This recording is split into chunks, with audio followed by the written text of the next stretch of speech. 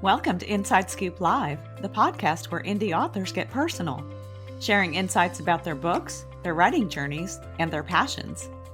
I'm your host, Sherry Hoyt, and I invite you to join me for engaging conversations with both debut indie authors and seasoned veterans. Whether you're looking for your next great read or a bit of inspiration, you've come to the right place. Let's get started. Hi, everyone. Bill Podojil returns today to talk about his latest book, Archipelago. It's an adventure-filled mystery where the Herb Society and their allies are pulled into a sinister plot involving a lost continent, a powerful secret material, and a global conspiracy that could reshape civilization or destroy it. Before we get started, here's the inside scoop on the author. E. William Podojil has worked as a writer, strategic advisor, and international business executive while living in the Netherlands and the United States. He studied screenwriting at UCLA, and his first novel, The 10th Man, was published in 2004. The Poseidon Project was published by Wild Rose Press in 2024 as the first book in the Herb Society mystery series. His novels combine technology, international locales, twisted plots, and unique characters that redefine the suspense techno-thriller genre. Podojil currently resides in Northeast Ohio with his husband and 3 sons. He travels extensively and writes about his experiences on his website, ewpodojil.com. Well, hi, Bill. Welcome back to Inside Scoop Live. Hi, Sherry. Thanks for the opportunity to talk about my next book. I've really enjoyed the last time we talked and excited to talk about Archipelago. Yeah, I know. I can't believe it. I thought we talked just recently, and I looked back through my notes and saw it's about 7 months ago, and like, wow, You write fast. So tell us about your new book. Well, yeah, I will. And what I will say is Archipelago is the second book in the Herb Society mysteries, and it was originally, when I wrote it, a much bigger story. So I've actually divided it into 2 books. So Archipelago will be the first kind of half of that. The next book that is currently in process will be the final book in this particular string of stories. And then Poseidon Project was the first one to kind of kick the whole Herb Society theme off. Yeah. So what is this story about, Archipelago? Well, if I were going to put it into just one sentence, I would say it's about evil lurking behind the veneer of beauty. Yeah. And so what really, and we'll talk a little bit about how I came up with building it out. I've been fascinated by a couple different things. One of them being just the whole geology and geography of the Earth and its vast, diversity in terms of just, mountains, oceans, jungles, all these kinds of things. And I really wanted to go from the Poseidon Project, where we were largely in the desert. Our characters were in the deserts of both Tucson and Dubai, to a completely different place, which is the South Pacific. And so I've been there, and I've been to most of the locations in the book. And what I can say is what struck me was these unbelievably beautiful places are ultimately kind of on the surface, but beneath them, both from wildlife perspective and also even human beings and some of their living conditions and things like that, it's like the beauty kind of covers up a lot of what's actually going on, literally and figuratively, underneath the surface. So I was really interested in taking that concept, putting it in a location that, to me, would really work for this story, and ultimately have it focused on this concept of beauty, whether it be natural beauty or physical beauty or planetary beauty, things like that, but what that also conceals beneath it. I love that. I love that one-liner too. It's like, whoa, That's a good hook. Now, the story opens with a major event that kind of shifts everything, and I don't want you to give anything away, of course, but why did you start this way, and how does it kind of set the tone for what's to come in the book? Well, in story writing, I think the first book, The Poseidon Project, I kind of built up a little bit of the backstory of some of the characters, how they got together, how they met, the overall mystery, and some of the histories of some of the people that were also a little bit cloaked behind their veneers. In Archipelago, I had this idea of this inciting event, if you would call it that, to be taking place later on in the story. And then I thought, you know what, I think I'm just going to start with that because it is so sudden and so transformative that it actually propels the protagonist into this whole different realm that they're, again, kind of forced into because they're reacting to dealing with this big event. Yeah. And so the first book was kind of just like the building blocks for the whole series. Right.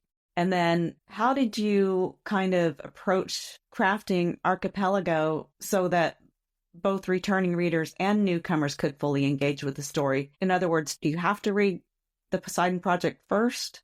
The answer would be no, you don't need to read Poseidon Project to understand Archipelago. However, it's like any kind of series. You'll get information from the first book in the series that could, it's like watching a Netflix show. If you watch the last episode, it might not make sense if you haven't watched the ones leading up to it. But it absolutely is a standalone story. And the third book is also a standalone story, but they're linked. And right. So again, I think some of the big incident that you referred to at the beginning, we have the characters defined. Most of the readers will have read Poseidon Project, I think, and then going into this one. So yeah, it is important, I think, in the overall scheme of things, but just to give a little bit of a teaser, I guess, is Archipelago and the book that's following it are kind of this master puzzle. And Poseidon Project was like one piece in that puzzle. And you'll kind of see the conspiracy, some of the things the villains were trying to do pale in comparison in the Poseidon Project compared to what they're actually cooking up in Archipelago. Okay. And Archipelago explores the balance between kind of discovery and destruction. You talked a little bit about the beauty and the ugly. How do these opposing forces kind of drive that narrative? It's a great question. And I think it comes down to a couple things. Number one is that human beings, I think, in our lives and our history and our memories and things like that are really minuscule in terms of the bigger picture. And so, I've traveled around, I was in Peru, for example, a couple of years ago and hiking through the mountains and understanding and seeing all these amazing things that the Inca civilization had done. And they never wrote anything down. They had their own way of not just passing it from generation to generation, but literally through a completely different tactile way of recording history. And if anybody, like in this time frame, most of us don't know how to, quote unquote, read like that. So in effect, that history is lost. And so everything that we know now about the Inca are things that we've had to discover based upon archaeology and anthropology and things like that. Yeah. I look at, and again, part of this is just me getting older. I think I look at the insignificance of the amount of time that most people are on Earth and what we learn and what came before us and what's going to come after us. It's a really brief amount of time when you think about it. And so discovery and the destruction are kind of two sides of the same coin. And to me, it's like creation and destruction are, very similar. Discovery, again, something where it kind of depends on how you look at things. Destruction for somebody could be creation for somebody else. For example, losing something for one person could be an opportunity to discover for somebody else. And so looking at how those two things play off of each other was really critical to my thinking about the story and making it also interesting for readers. And again, the feedback that I've gotten from some early reviews is that it's kind of has this, wow, I didn't see that coming kind of, you really kind of don't know where this is all going. There are multiple different storylines and character strings and things like that, that all of a sudden, I'd say in the back quarter of the book or so, they start tying together. And then you start to see this picture emerging that's, I think, whoa, pretty surprising. I love that. So how do you put that all together? Do you kind of outline what you're doing, or you just sit down and write and just kind of let it happen? I am ultimately kind of they call it a plotter. I will plot out more or less a story line, a story arc, a character arc, things like that.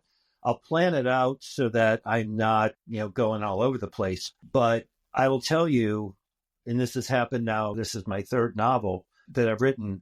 When I get the characters into my head, this is going to sound really weird, but they tell the story and I just kind of type it out, And so when I get stuck is when I start thinking about the structure and the arcs and things like that. When I'm really at my best creatively is when the characters are kind of telling the story. So subconsciously, I know it, obviously, or I'm not just making this up about the characters, but it's really for me, writing the dialogue and watching the interaction between the characters is how some of the nuances and even some of the twists happen.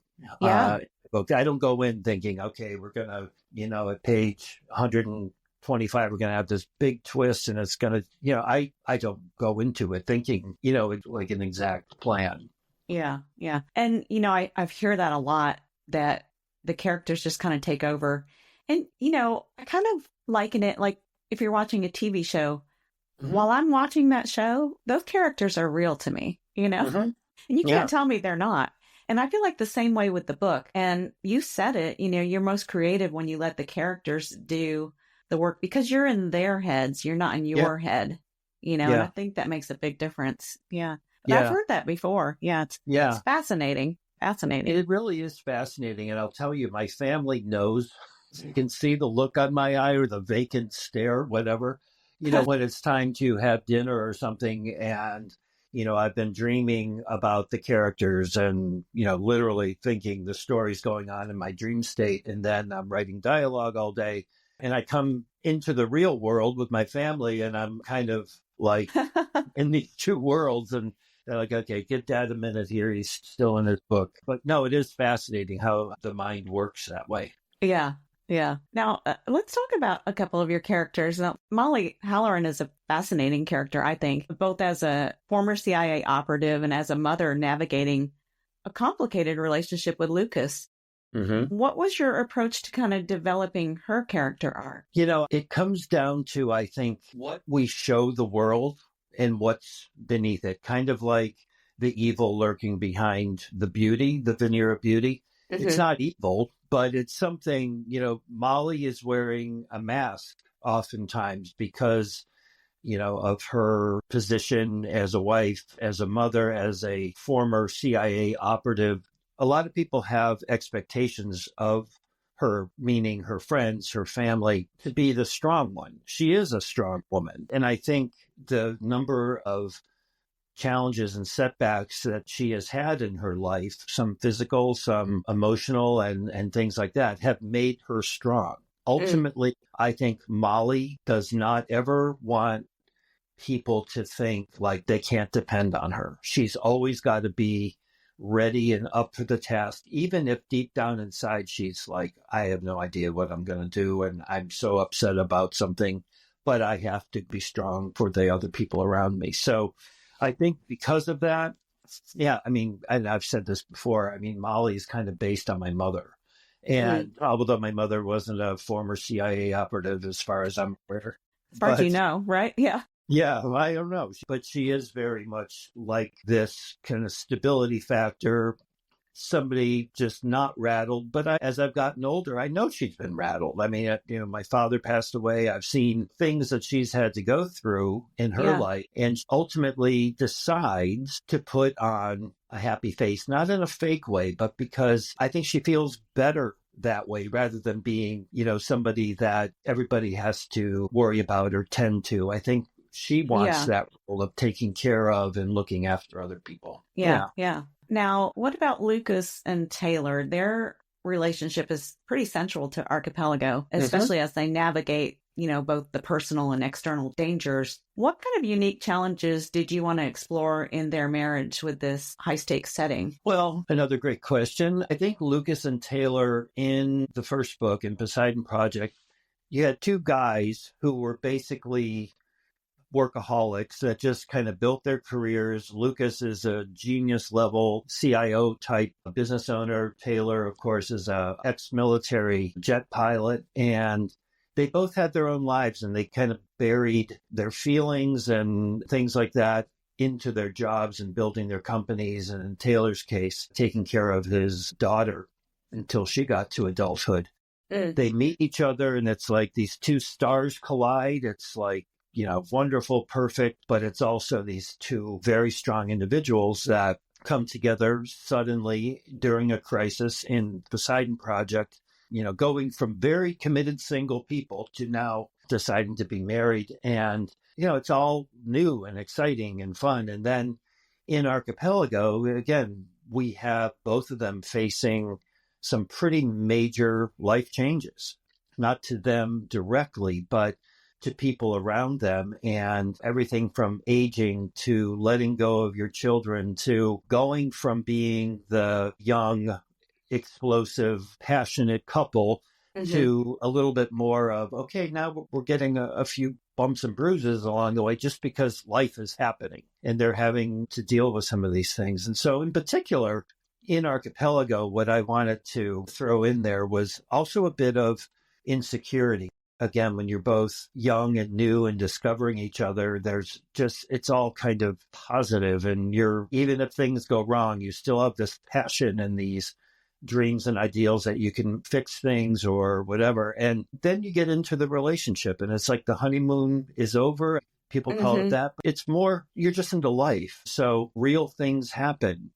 People die. Terrible events happen in the world. In this case, they're both kind of tempted by other people just because they, again, that's a natural thing that anybody who's been in a relationship has probably experienced. Like, oh, wow, this is something new and exciting, or this person is younger, different, whatever. And so you might have that minute. Yeah. Like, oh, or you watch your partner react that way and you're like, well, no, what's happening to me? So it's a little bit of post-marriage, post-honeymoon, kind of moving to that next level of trust and understanding the environment that they're in, and that there is always going to be good things, bad things, temptation, things like that happening. Wow. Yeah. Wow, they're going through a lot. Yeah. Yeah. Well, I like that though, because I mean, it's very authentic. I'm not really fond of that phrase, the honeymoon phase, because I'm not either. You're right. I mean, it's just life, and you just grow together. It's just all growth. It's all about growing and just enjoying the present, basically. Yeah. And I think the other thing, Sherry, is you individually and you collectively make a choice to keep going on. It's not like there's this explosion of, energy and passion all of a sudden that comes back. It's that you grow and adapt, both individually and as a couple. And life happens, and things that maybe you had envisioned, at the beginning of a relationship or the beginning early years of your life, have not panned out. And it's also like, okay, well, I thought I was going to be doing that, but now I'm doing this. And, okay, I'm all right with that. Yeah. Letting go of even those kind of idealistic dreams or thoughts that maybe you had for your own life. Yeah. And that does just come with time and age and growing. So, yeah. Tell us a little bit about your antagonist, Pierre Baptiste. Baptiste is described as both a genius and an ambitious villain. What makes him such a compelling antagonist, and what do you think readers will love or love to hate about him? Well, Pierre came to me as kind of a conglomerate of lots of different people that I've known, worked with in my career, and he's ultimately a fighter. He was born in a very impoverished situation, grew up as a street kid on the streets of Marseille, France, ends up basically elevating himself, putting himself in the sphere of the rich and powerful, and ultimately kind of reinvents himself to becoming far more wealthy and powerful than any of those people that originally he was emulating and trying to be like. So I think that there's a real human element to him as a character. He's not just all bad. He's not bad and quirky. He's fighting his own battles inside. And one of those battles that he's fighting is my gosh, I worked my whole life. I've become a billionaire and now I'm an old man and I don't have time to enjoy it all. And so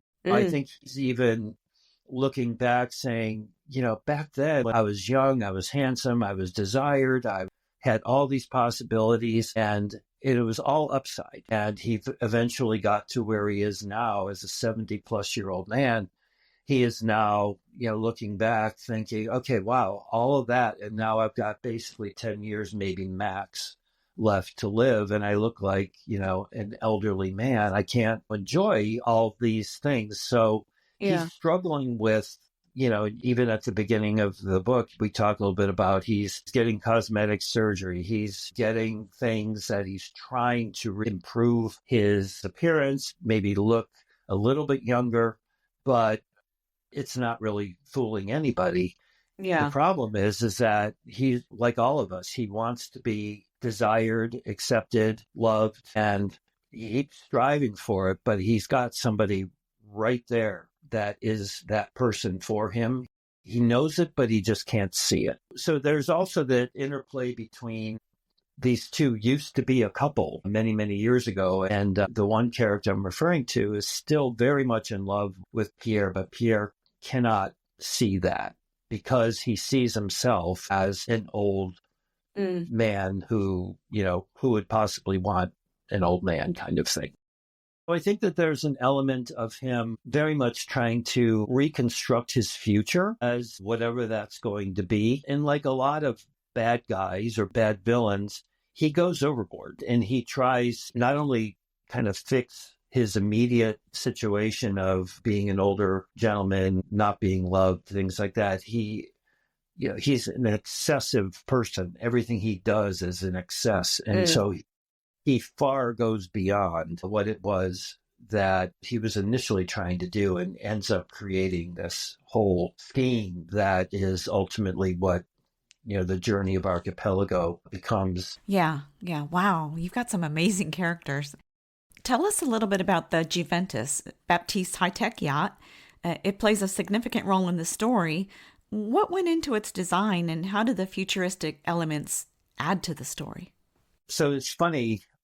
Somebody asked me about Juventus, and Juventus means youth in Latin. So he built this ship. The ship is almost a character itself, I think, in the book, because it's central to where a lot of the action happens, a lot of the discovery that happens as well. And this is just one of those kinds of things that is, as Pierre's piece de la resistance, it is the most advanced mega yacht in the world. Some of its technology surpasses any military or even civilian type of ship.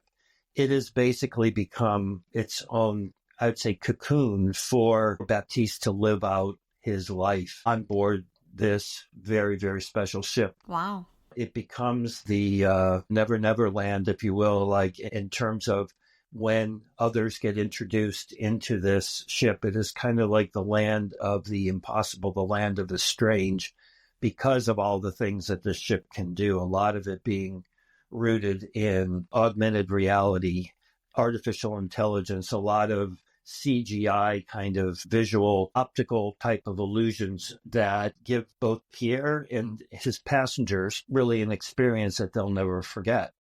Yeah. Also, while you were talking, I kind of pictured kind of like a gilded cage as well, because you talked about Mm-hmm. his loneliness, his wanting love and acceptance, and even the name. It's all about youth. And Yeah. wow. Yeah. And again, Pierre, he's French in origin, lived all over the world, is very worldly now. And I think that adds to some of his elements of design. He wants everything to look incredibly beautiful, not just be utilitarian or not just, high tech, but everything also has to look beautiful. And what is very unique about the Juventus is not only its size, but some of the things it can do and some of the interior features, let's just put it that way, that make it almost like a make-believe kind of place for visitors, coming on board. Now, the thing that I'll say, and this is the situation for Poseidon Project and also with the third book that'll hopefully be coming out in 2026. All of these technologies exist. So I'm not inventing these things like, people said, Bill, this is kind of like science fiction.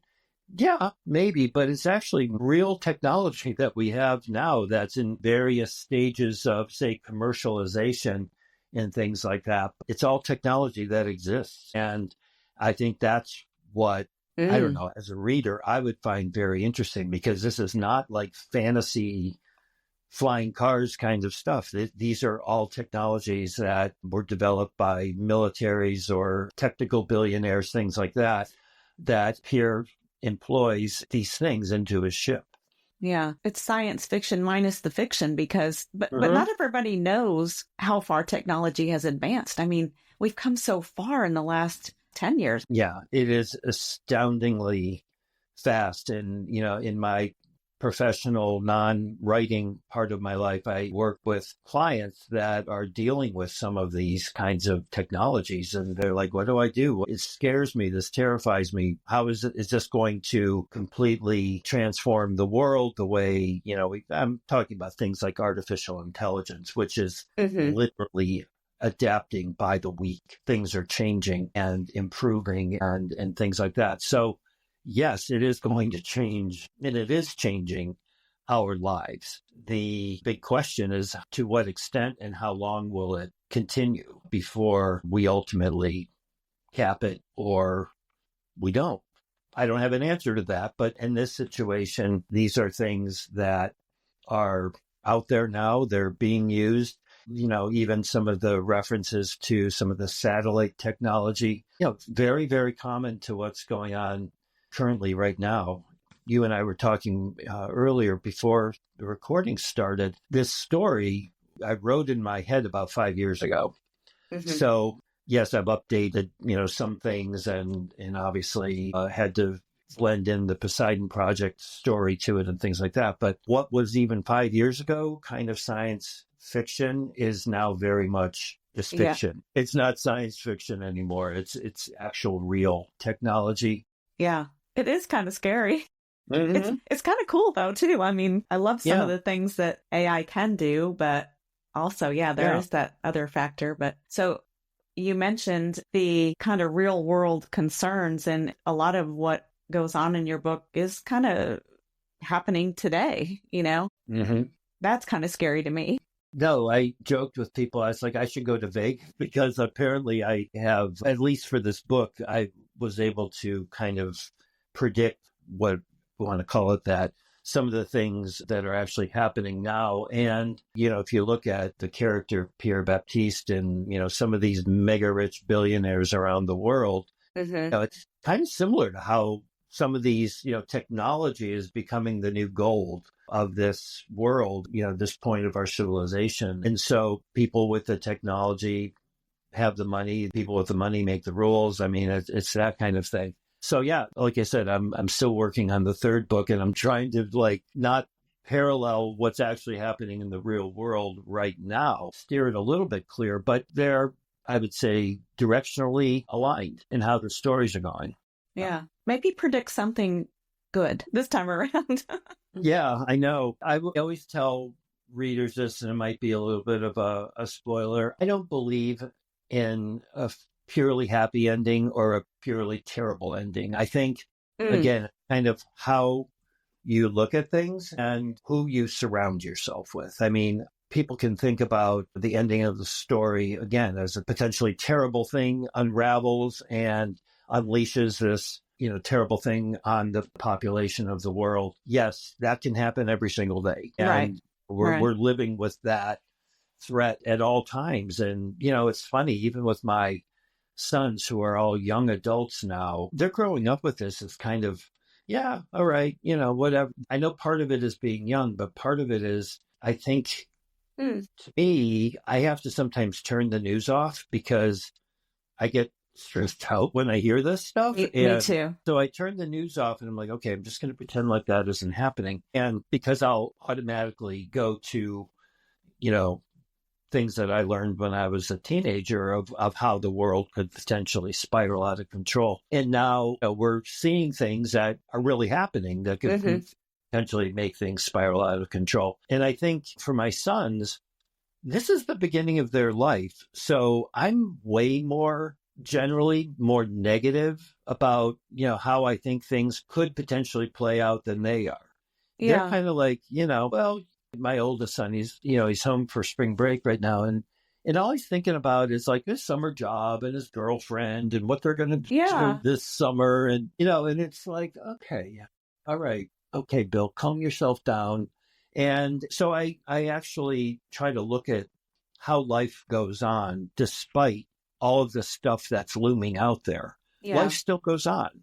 And so my endings of the books, I generally like to have an upbeat ending, not necessarily everything wrapped up with a bow on it, but right. But I do truly believe that good eventually wins out. And so that's how I like to wrap up my stories. Maybe not with a bow, but at least pointing to something that could potentially be wrapped up in a bow at some point. Hope, anyway. Yeah. Well, and every book leaves an impact in some way.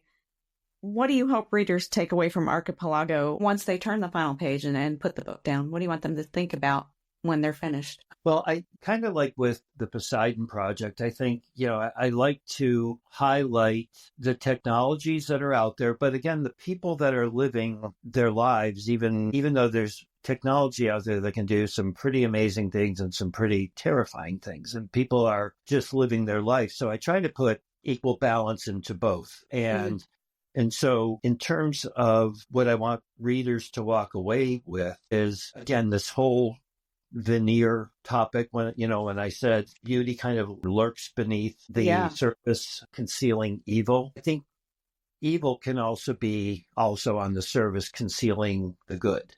It's kind of like don't give up, because even though things look bad, and in some cases they look bad right now in the world, my parents thought things were bad, in the 1950s or 60s, and their parents were dealing with the Great Depression, and they somehow were able to get through it. So it's like, despite all the scary stuff out there, it's kind of like love, family still wins, and it just may end up in a different situation than maybe you originally envisioned.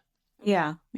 That's true. That's a good point you made about every generation kind of has its bad thing, but people persevere, the family perseveres, hopefully. And they have to. And, you think about it, that's kind of our job. Again, having children or mentors or, younger people that you're trying to help, whether they be your children or nieces, nephews, colleagues, whatever, it's kind of our job is to give some of those tools that we earned and the battle scars that we earned in our lives, try to arm the next generation with that, combined with their outlook on life and their response to technology is very different often than maybe my generation.